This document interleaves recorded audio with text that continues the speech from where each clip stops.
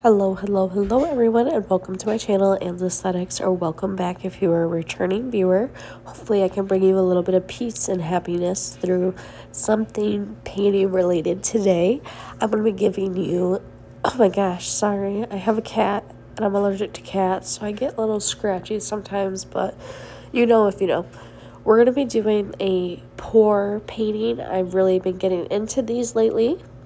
I'm using a old toothpick container for this, but you could use any plastic containers that you find at Dollar Tree, or you could reuse something you already have at home like I did. I only had a few more toothpicks in this, so I said, you know what, I'm going to use it as my pouring element.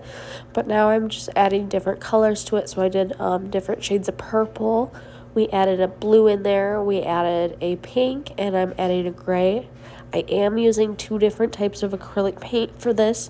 One is a premium paint, which I've experienced it's thicker, so it's not going to move as easily. Whereas the Walmart paint that I use, the 54-cent paint, is much thinner and pours much easier. But it's really nice when I mix these, because I've noticed with Walmart paint, if you apply it too thick, it starts to crack when it dries afterwards. But mixing it with the premium paint allows for it to not crack when it's dry. So I let that sit for about 5 minutes. You can let it sit for longer. I really haven't experienced what longer does. Yes, there is a lot of paint that goes into this process, a lot of excess paint, but I really love the result. So that's kind of why I stay with the cheap paints over putting in a lot of premium paint. And now I'm just going to go start the process of moving this paint all around the canvas. When I first started, I was very worried that it was going to be an all gray canvas, so it was really satisfying to see how it changed when I started shifting the different colors. I love the pink swirl that got in there, the little hints of blue, and I actually really appreciated the gray elements as well. I just love how the two paints mix. It kind of looks like I sprayed alcohol on it, when in reality I didn't, so it just is very interesting. You get something different every time. It is messy, so I always suggest putting down paper, or I've recently been reusing like plastic bags. You could reuse literally anything. Like I have a yogurt carton thing that had yogurts in it that it's in my recycle pile that I can see, and you could use that instead as your base to cover so no paint gets anywhere. But I am going to use the excess paint for the sides of this so that I don't have to paint it later on.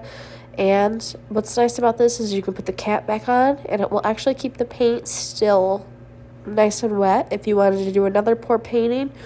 Or you can just let it dry out, and then it will be nice and easy to peel once you let it dry. Believe it or not, the pouring part was probably the hardest part of this entire canvas, and it just gets easier from here, luckily, because, you know, some of those little sections of the background did not want to be covered, which made it difficult. But we started with a black base for the moon. My inspiration photo actually had this flip. They did the pouring method, and then they covered it in black, but I really liked the pink portion on the right hand side. And now I see there's a thumbprint literally right in the paint. But they did a black background and had the moon be the colors, but I just love that one on the right, so I couldn't cover it up. I decided I'd have a black moon, and we're going to add some little stars in the background, but I couldn't have just a flat black moon, so we added some dark purple in there to give it some texture and different depths.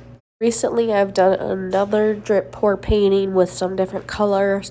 However, I'm just not sure if I should leave it how it is or paint something over it. I really do like how it looks right now, but you know, sometimes more is less, but sometimes more is more, and it looks so beautiful. Now it's time to start working on the clouds that we're going to add. Even though there's no clouds in space, there is clouds in this little imagination of our space. So we're going to add light pink and a little bit darker tone of a pink, and then we're going to add some white to do some mixing for some different colors, as you'll see. But I wanted to get some purple in there to have a light purple. I don't have any light purple, so I have to make my own light purple. You got to do with what you got, but that's okay. Now we're going to take a stippling brush. I call these stippling brushes. I think that's a makeup term actually.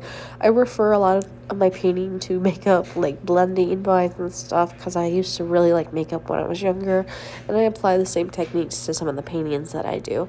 So we're gonna stipple this onto the canvas as we would stipple it onto our eyelids if we were doing makeup. I started with purple and then I'm doing pink, and I like to do a heavy layer of this so that it makes it easier to blend with one another instead of it allowing it to dry in a quick fast motion. This gives us a little more time to work with so that we can really get the colors we want. Make these look a little more like clouds, we're going to add some white highlights. I am using the same brush as before, so no need to change your brush at all. For the stars in the background, another cool method would have been, before you put the moon on, before you put the clouds on, use a paintbrush and do the splatter method for the stars. I think that would have been really cool. I might do that next time, but I just wanted to bring that up as a different option. I probably should have brought that up at the beginning of the video, but you know, some things just come to us later in time. But after I finish all this, I'm going to sand the canvas, and then I'm going to put a layer of Mod Podge, the glossy kind, and it turned out like this. So pretty. Love the colors. I really hope you guys enjoyed this short but easy tutorial, that you'll subscribe, like, comment, maybe even share with one of your friends. I thank you so much for watching today. I hope you'll consider coming back next time. Take care of yourself and have a wonderful rest of your day. Bye now.